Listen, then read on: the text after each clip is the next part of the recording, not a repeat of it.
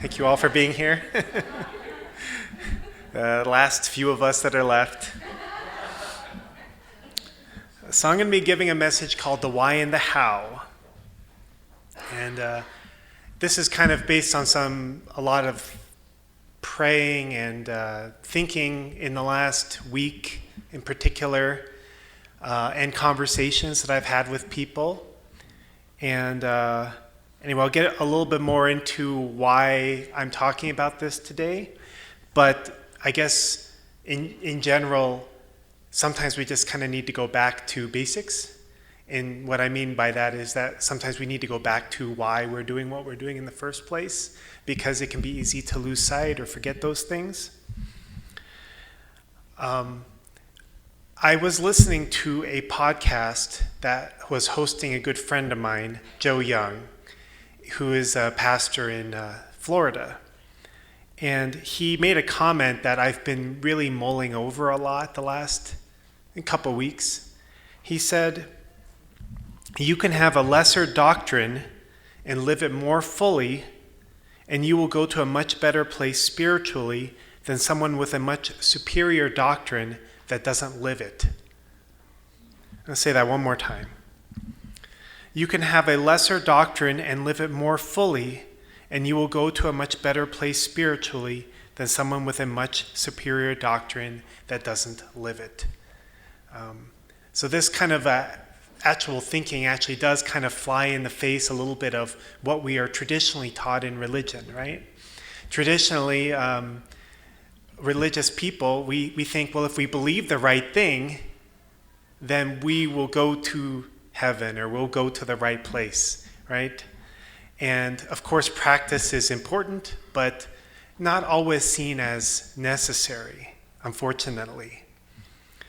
And I think the thing that was really deep, I felt, about what Joe said is that actually you can have a older or less modern or less complete theology or belief system, but if you practice it with all your heart and you really practice it sincerely and you say, God, I don't even know if I understand everything. I don't even know if I have this all figured out. I don't even know if I believe in all of this.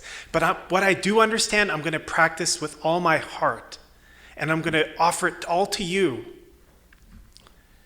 Then that will be much more meaningful than somebody who has maybe a more complete theology or doctrine, but doesn't put their heart into practicing it, doesn't really use it to change their life or to make an impact on the world. This reminds me a little bit of maybe just a small experience that I had of learning this lesson many years ago when I was working at the BTA. We were having a workshop, and Jerry, I didn't know you were going to be here, sorry. It's not embarrassing or anything, but just, you were teaching about the importance of service. And one of the things I really appreciated about, when my time at the BTA is there's many lessons that I learned that I still keep with me today. And one of the lessons that Jerry was talking about at the time was the importance of, if you find yourself being very selfish or stuck in your life, then find a way to serve. And if you don't know how to serve, then just go clean. Because cleaning is a service, believe it or not. So one of the things that Jerry often had us do and had the kids do, teenagers, is we would go clean the kitchen.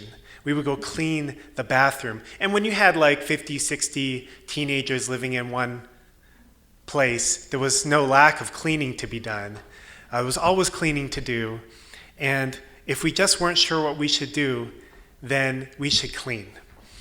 And of course, as staff, I wasn't exempt from the actual cleaning. We all cleaned, including Jerry.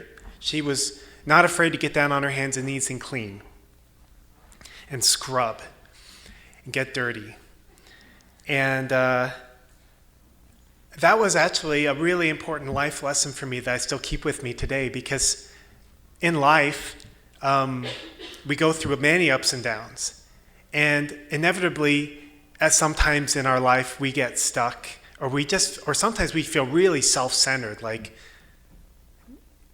me, I'm not getting what I need. No one cares about me. God doesn't see me. All these things, we get into that space in our spirits sometimes.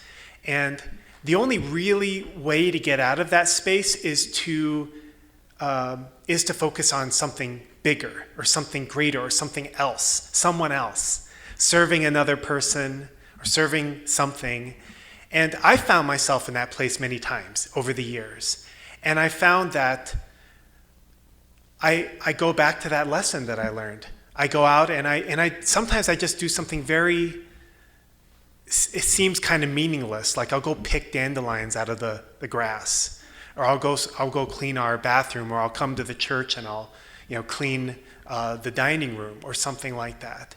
And I found that if I cleaned long enough, eventually the negativity or the resentment or whatever that I was dealing with at the time started to kind of wash away. Like it would start to kind of just dissipate. And in its place came kind of a clearing, like an opening for something greater, something like an openness to something bigger. And I found that it was through learning that lesson and by putting it into action that I could discover something true, that I could discover something that was meaningful to me. It wasn't just a belief. It wasn't just an understanding or something that I heard, but it was something that I learned and I put it into practice and discovered to be true for myself. And that's an important aspect of a life of faith or a walk of faith that oftentimes is kind of missed, because sometimes we hear things and we believe things, but we don't always actually put them into practice in our life in the times where we really need them. And that being said, it's not easy to put things into practice in our life. It's not easy when you're struggling with a friend or your spouse or your parents or your kids to really put into practice humility and forgiveness and repentance and these kind of things that we're taught to do in a life of faith. But it doesn't really have a lot of value without the practice, without the actual actions. So I found this verse in James that I wanted to share. Understand this, my dear brothers and sisters. You must all be quick to listen, slow to speak, and slow to get angry. Human anger does not produce the righteousness God desires. So get rid of all the filth and evil in your lives. And humbly accept the word of God has planted in your hearts, for it has the power to save your souls. But don't just listen to God's word. You must do what it says. Otherwise, you are only fooling yourselves. For if you listen to the word and don't obey, it is like glancing at your face in a mirror. You see yourself, walk away, and forget what you look like. But if you look carefully into the perfect law that sets you free, and if you do what it says and don't forget what you heard, then God will bless you for doing it. If you claim to be religious but don't control your tongue, you are fooling yourself and your religion is worthless. Pure and genuine religion in the sight of God the Father means caring for orphans and widows in their distress and refusing to let the world corrupt you. Powerful statement. I like the analogy of looking yourself in the mirror and then walking away, right? It's just like, have you ever had the experience of, one day you happen to look in the mirror and you're like, oh my God, I didn't notice the wrinkles, the gray hair, or whatever. But it's like, well, they've probably been there for a while. It's not like they just appeared that morning. But many times, obviously no one wants to notice how old they're getting, right? But, it's easy to just look and not really pay that close attention and then move on with your life, right? But sometimes we just need to take that really close look, that really sincere, hard look. So similarly to what, my experience with the cleaning and, what he's talking about in James there with, Paul, I think that even just reading things, understanding things, even believing and having faith in things has its limits. It's not bad. We do need understanding. We do need knowledge, and we need a clear understanding of how things work. But putting into practice is really the important part. It's the most important part. That's how the faith, the practice, the belief becomes a part of who we are, which is more important.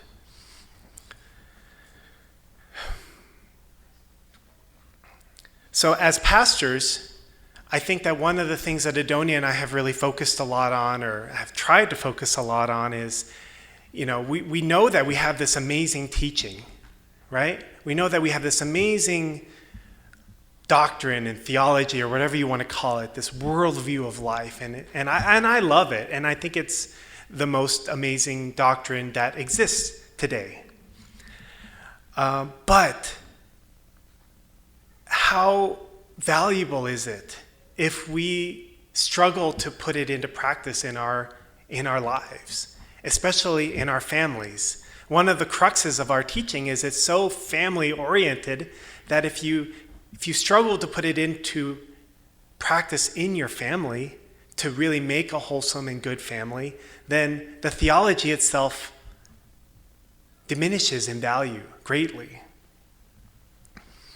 But even if we can just take a small percentage, 10% of what we are taught, and really take that to heart and practice it sincerely, even if we don't know if we understand all of it or believe in all of it or everything, but if we just practice sincerely the 10% that we do feel strongly about, that I do feel conviction in, and I pour my whole heart into it, then I believe that will be like the bridge to being able to go to greater and bigger things. And I do think that that's really meaningful to God.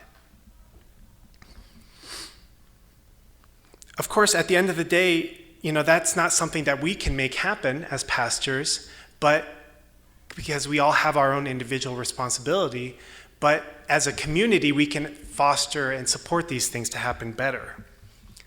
This is a quote from our founder, Reverend Moon. He said, "When we look at faith and practice, there is always a gap between the two. Faith always precedes practice, not the other way around.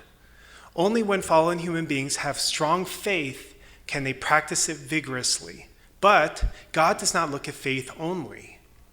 God requires faith as a bridge to a better outcome through practice. In spite of this, people neglect the practice and focus primarily on faith. This is at odds with what God desires."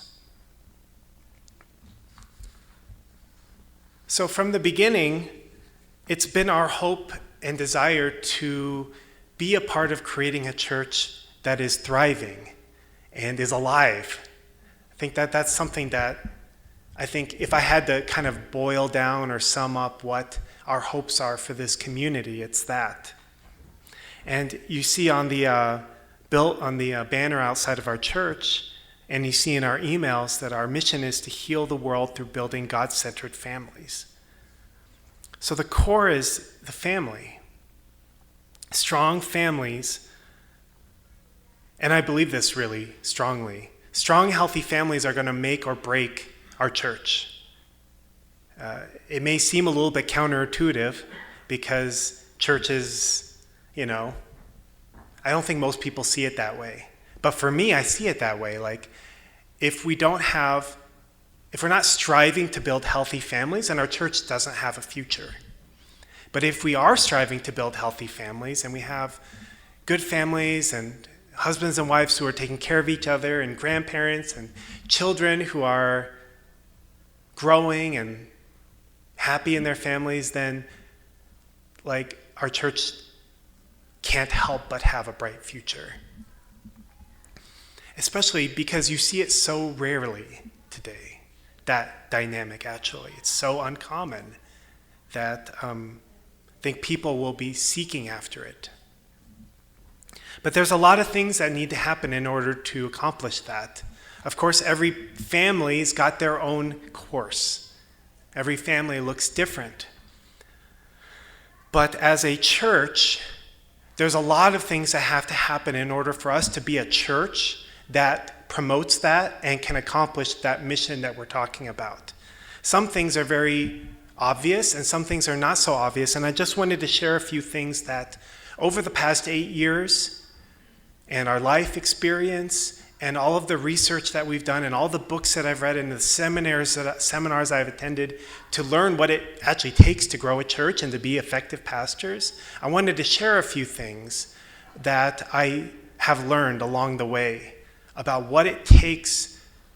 It doesn't happen by itself. It doesn't happen automatically. It doesn't happen just because we show up on Sunday and have a nice church service. It doesn't happen just because we all have the same belief system. It takes very specific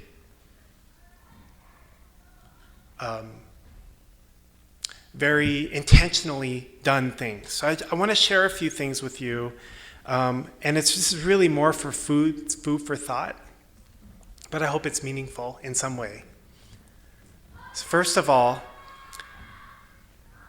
and you may also kind of get the sense of some of the things that we've done in the last 8 years that are in these categories. First, you have to weed out aspects of the culture in the church and the way of doing things that are toxic. These are things like showing favoritism, church politics, or even too much government politics in the church, taking advantage of people or taking people for granted. We need to empower and support creativity and new ideas. Just because we've done things a certain way for many years and they worked well in the past doesn't mean that there's not room for new creativity. That doesn't mean there's not room for new ideas that people may have. And times do change. Truth doesn't change, but times do change. And what people are looking for and the form it takes changes. So we need new ideas. But more importantly than needing new ideas, you need people that feel that they're empowered and they have the freedom to bring their ideas forward. Otherwise, it's just all about, hey, Pastor Mike, what are we going to do next? No, thank you. Empower and support families, marriages, and youth. Frankly, that, like I said before, this is really the core of the church. Families, marriages, and youth. If we're not investing in those things, then we don't have much of a future. And the more we invest in those things, you just can't go wrong. It's never wasted. It's never wasted effort. Empower community members to take care of one another. I had a really wonderful conversation with a friend this week, and one of the things that kind of came up was this point, it's not feasible for Adonia and I, nor is it ideal for Adonia and I to try to take care of everybody. Not that we don't want to, but it only really works in a community when people feel empowered that they want to reach out and make new relationships, get a little bit uncomfortable, invest into that person that they know, see how they're doing, see how their life is going, how are their kids doing, how's their job doing. When we are in a community where people are actively empowered to take care of one another, then it's very hard for anybody to slip through the cracks. I remember a few years back, maybe some of you remember this, I was doing a lot of research into the Mormon faith, and I was meeting a lot of Mormons, and I was asking them, well, how do you manage? Because they don't really have pastors, The Mormons don't really have pastors. On a Sunday service like this, they will have a bunch of people come up and share something, and they just take turns. They don't have somebody coming up like us and preparing a message. I mean, people will prepare messages, but it's not like a full-time pastor or something like that. But they have created a really great system where everybody adopts like 3 other people.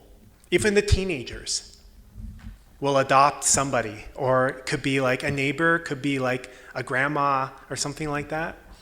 And they will take time, that will be their priority, to take care of those 3 people, check on them regularly, see if they need help with their household chores or just whatever it is.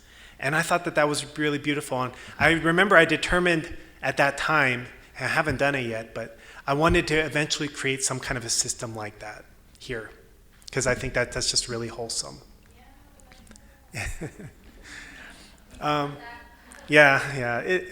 We'll do it. The next point is to value each person's contributions.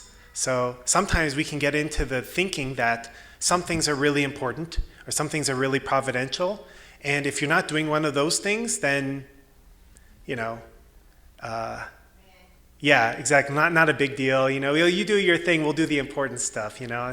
I really feel that, maybe it does seem sometimes that some things seem a little bit more important than others, but at the same time, every contribution, every effort that comes from a person's desire to want to contribute something is valuable, and we have to treat it as valuable. We have to treat it as valuable as something or other that, whatever, I don't know. I guess I don't even want to say. But if somebody is willing to do something, then to really value it and appreciate it and encourage more of it. To find ways to make sure everybody feels heard.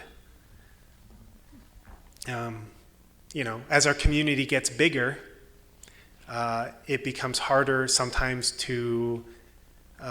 it becomes easy to feel like maybe my opinions don't matter so much. But I think that in a healthy community, or in a healthy family, you could say, everybody, if they're willing to make their opinion heard, that they at least feel that it was received. And to look for ways to make opportunities for people to share. Next is to be consistent between your words and actions. Churches die, businesses die, organizations die, families die when you can't match your words and your actions, when you can't have integrity. When you say to do something, but then in reality you're doing something else behind their backs. Or you say something to somebody, but you're saying something bad, spreading rumors or gossip behind their backs. These things destroy. They destroy just... That's the essence. It's destruction. It will destroy a church. It will destroy a family. It will destroy business. And so, in our church, we have to embody this. This is important, and it's also like what we were reading in James as well. Have a vision and purpose that people can get behind. If we don't have a purpose for existing, we're just a church and we meet together every Sunday. It's not very powerful. But when we have a vision, when we know where we're going as a community and people feel like they can get behind it, then that's really powerful. To invest in the faith-deepening experiences. Sorry, this is taking a little longer than I expected, so I'm going to go through, I know there's a lot of them. To put good role models in leadership roles and delegate well. To put a practical structure in place for growth. Be consistent over time and difficulties. Make the physical environment clean, attractive, and useful. Invest without expectation of return. Be willing to let go of things that aren't working. Model a 3-generation family. The reason I put this in there is because a lot of times I think in a church you tend to have people that are like you, right? In most churches you go to, it'll be a mostly Latino church, or mostly a black church, or mostly an Asian church, or mostly a white church, or it'll be mostly a young people's church, or it'll be mostly an old people's church. And there's exceptions, but this is often what you see. And I love our dynamic of our church. And I just want it to be more this, because I think what you don't want just a bunch of young families and a bunch of kids. That's wonderful, by the way. It's like a good thing. But you also don't want to not have any grandparents. Like having, what's that, Jerry? Thank you. Yeah, you're welcome. Yeah. Just like in our own family dynamic, having grandparents is a very healthy thing for the children. Having a spread. You have siblings, you have parents, you have children, you have grandparents, you have aunts and uncles, you have in-laws. This is the village concept. This is something we lack very much in American culture. It's everyone for themselves. It's you and me against the world, baby, you know? That's the American dream, in a sense. But that's not God's idea of a healthy community. Just a bunch of people who are at the exact same stage in life. And it's natural that we want to be with people who are at the same stage of life as us. But in a community, if we want it to be healthy, if we want it to be wholesome, if we want it to be thriving, we need to have the full breadth of relationships. So we want to have the grandparents, we want to have the young adults, we want to have the teenagers, we want to have the babies, we want to have the parents, and we want to have the aunts and uncles and everything in between. That is healthy. There must be growth. A church that is not growing is dying. All of these things are necessary in order to have a thriving community. If you leave out a couple of these things, you leave out something really important, something really valuable. But you may notice also that you can apply a lot of these same things to your family, actually, which is actually very normal. Because in my understanding of what a church and a community should be, it's really just a larger scale version and extension of what our families are. That's why the family is so important. If our families are falling apart, there's no hope that we can have this in our community. All of these things are really, really important. So, I hope that as you look at this list of things, and we look back on the journey that we've taken on the last 8 years and many more years to come, we can see that like a lot of the things that we have done, I would hope that all of the things that we have done have been in order to accomplish these things, because these are the things that we need in order to create a thriving community. And so also I just want to take a moment to revisit the goals that we made earlier in the year. And I wanted to start off with an apology, because I understand that the goals that we made at the beginning of the year, the goals that we shared with all of you, they may not, because we didn't really connect those goals so much to the why, they weren't so meaningful, I think, to many people. And I want to make sure that you all can get a sense of why we want to do the things that we set out to do this year. Because I want everyone to feel good about where we're going as a church, as much as possible. I know I can't make that happen or force you, but I just wanted to kind of go look at them again and just kind of talk a little bit about it. So just to briefly recap, make a significant progress on our exterior renovation plan, find a new parsonage in the neighborhood, find a dedicated YAMI leader and move the current YAMI group into the current parsonage. YAMI is Young Adult Mentorship Initiative for our young adults. Make greater investments into our youth ministry and other family-oriented ministries, and continue to grow Heartland Academy. So I fully recognize that these seem like very external things. They seem very kind of short-term goals. And they are. They're relatively external, relatively short-term goals for this year. The reason why we wanted to propose these goals for this year was because we felt that if we could accomplish these things this year, that it would make a big difference in us being able to make steps forward in those other things that we are trying to accomplish. For example, the YAMI group. I don't know about you guys, but having Yoshi and John and Elisa, and Linako's not here anymore, and people like Ricky and them being here with us the last year and a half or almost 2 years now, has been such a wonderful experience. And like I said earlier, it's important to have a full spectrum of people in our community, right? But our community is badly lacking. We don't have young adults. We don't have young single adults.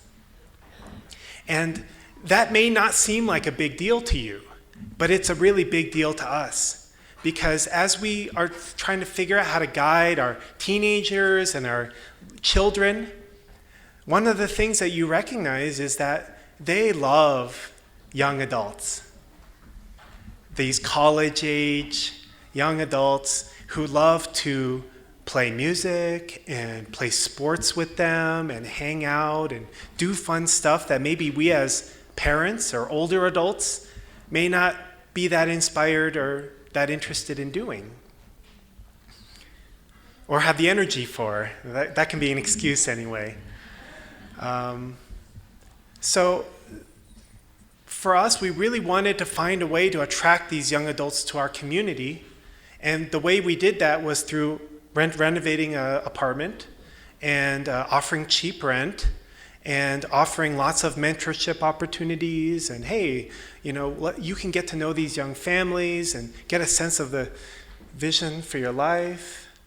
Interesting. And we'll try our best to take care of you. Huh?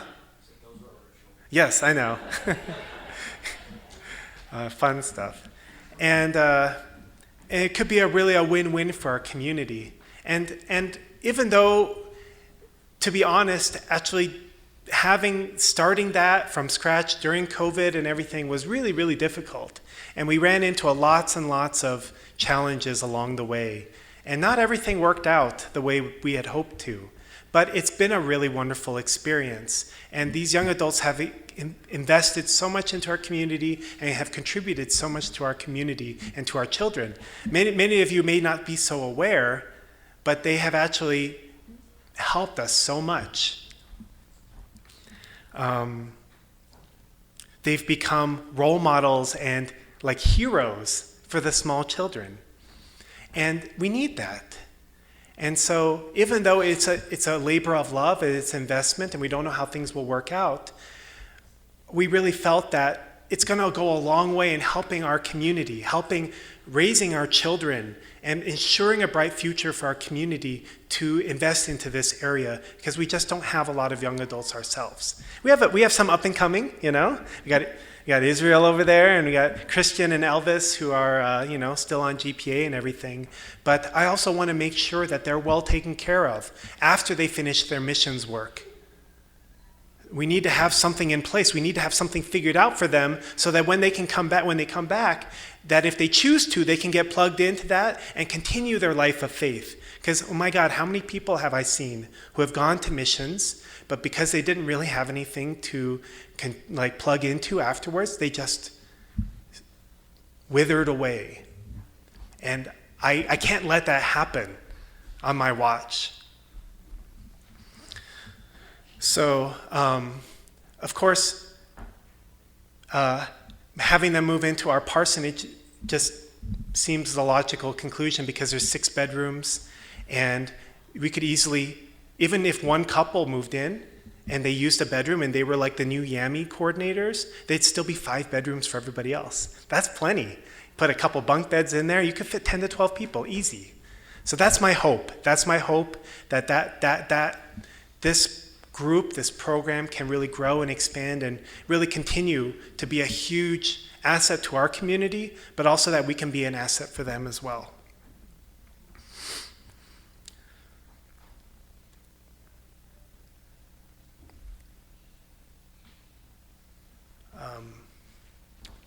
The school is also kind of something that I wanted to talk a little bit about as well, because I know that in its current form, it only serves a few people. It's a small school with a handful of students. But sometimes things start small. They usually do start small. Good things start small, like a mustard seed.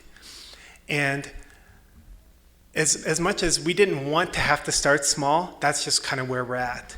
But our hope and our desire is even last year, the goal was we wanted to grow to 50 students. And in our community, we've talked for many years about the need for a school.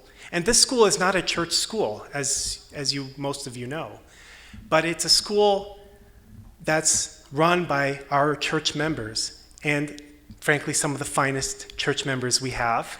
And they do a really wonderful job. They invest their hearts and their souls into the kids. And the kids really respond. And I feel really proud that we have a school like that. And I really hope that it can continue to grow. The reality is it does take a lot of energy from both Adonia and I, and for all the people who do help with the school. But it's one of those things where our hope and our desire and our dream is that even with a large upfront investment of time and energy, we'll have long-term a big payoff that will benefit our community in the long run by creating a really great environment for our children and ensuring, hopefully, that it will help be a part of the process of them growing up to be good adults, loving adults, and contributing members of our community in the future. So for us, it's worth the investment, but I also understand that not everyone's involved in the school. Not everyone sees what the value is, or, there's lots of schools out there, many of really good schools out there. But, having a school of our own that we, decide the atmosphere, the experience, the investment level of the children is really valuable to us, and I believe really valuable to the students. So we really hope that it can be successful. It's a lot of work. Please pray for the school. It's from the beginning, the school has been make or break. Always been on the knife's edge from the beginning till now. So please pray for the school. Please pray for all of these things, even if you don't necessarily know if these are valuable or if they matter. But I just ask for your faith, in a sense, that none of these goals that we set for the year provide any personal benefit to us, except for having a new parsonage. We won't own the house, but it would be really nice to be not next door to the church. Living next door to the church for the last 8 years has been really wonderful, but it's also presented many, many challenges as well. And if we could have a little bit of separation while still being able to be in walking distance, it would be really, really helpful for us. Just saying, there's a little bit of personal benefit there. I hope that you can get a sense of why we want to do these things this year, because even though they may just be goals for this year, but they're helpful for us in our long-term vision of creating a thriving community. They're helpful for us to be able to accomplish that long list of things that needs to happen in order for us to have a thriving community. And these don't address all those points, but they address some of those points. And next year we'll address some of the other points. And next year we'll address some of the other points. And if we just keep going, and we look back on the years that we invested, you will see, just like if we look back on 8 years before today till now, the difference, we'll be able to do the same thing 8 years from now. We'll do the same thing 8 years from then. I don't know how long we'll be doing this, but we'll work eventually towards raising the next generation of leadership for the church, which is probably one of these kids running around. So I want to finish with one last quote from Matthew. "Therefore, everyone who hears these words of mine and puts them into practice is like a wise man who built his house on the rock. The rain came down, the streams rose, and the winds blew and beat against the house. Yet it did not fall because it had its foundation on the rock. But everyone who hears these words of mine and does not put them into practice is like a foolish man who built his house on sand. The rain came down, the streams rose, the winds blew and beat against that house, and it fell with a great crash." My hope, and I think Adonia and our heart, is to build this church and this community on a firm foundation, on the rock, so that no matter what COVID comes along or, crazy things happen in the world, which there will be, coming in the next years and decades of our lives. We'll probably see more wars. We'll probably see more disease. We'll probably see some financial crisis of some kind. And we'll go through our own personal crises. Isn't that exciting? But we'll have built ourselves, our families, our community, our church on a firm foundation by doing the things that need to be done in order to thrive long term. And you all maybe noticed it was windy this week, right? Did anyone not notice? I'm curious if anyone didn't notice. It was so windy. And we were driving around and we saw a huge trampoline on the side of the highway. I'm like, yeah, that definitely wasn't there earlier. And we drove by a gas station, and then we came back 5 minutes later, and half the part of the gas station above the cars was ripped off. It was crazy. It was crazy. And I mean, those things don't happen that often, but when they do happen, and you haven't built it well, you haven't built it strongly, you haven't made a good foundation, then it all falls apart. And I'm not saying that's what's going to happen here, but it just shows the importance of getting our fundamentals right. The fundamentals comes down to we know something, we practice it. We put it into practice, we do it. And then we do the next thing. And then we do the next thing. And then before you know it, you've got like an amazingly well-built house or church or family or whatever you want to call it. So these are just some of the things I wanted to share. It's a little bit different than a sermon that I normally share, but I hope that you may have gotten something valuable out of it, and please join me in prayer. Good morning, dearest Heavenly Parent. Thank you so much for this day, and I'm so grateful for everybody that made it a priority to come here and have church together this morning, and we could hear and sing those beautiful songs and spend time together as a community and really focus our lives. And I just hope, Heavenly Parent, that this morning, if there was some opportunity for some insights or for you to touch our heart in some way that you could have, I pray, Heavenly Parent, that we as a community can really take our existence seriously, Heavenly Parent. We know that we don't just exist just to fill a building and have church, but you want to see something of this community. You want to see it a thriving place where you feel welcome, where your spirit is comfortable to dwell, is invited, and where you can touch people's lives and work in their lives so that they can do bigger things in this world. And you can heal families, and you can make miracles happen, Heavenly Parent. And we know that we see less and less of those kind of places in this world today, Heavenly Parent. So much darkness and anger and resentment and division and loneliness, Heavenly Parent, we see in this world. And that shouldn't be what you see in the church. But many times it is, Heavenly Parent. And I just hope and pray that we can be sincere and we can take the steps necessary to create the kind of church that really inspires you and also gives hope to your children in this world, Heavenly Parent, who are looking for it. I thank you and I offer this prayer in my name, Michael Donhendrick. Bless your family. Amen and adieu. Thank you.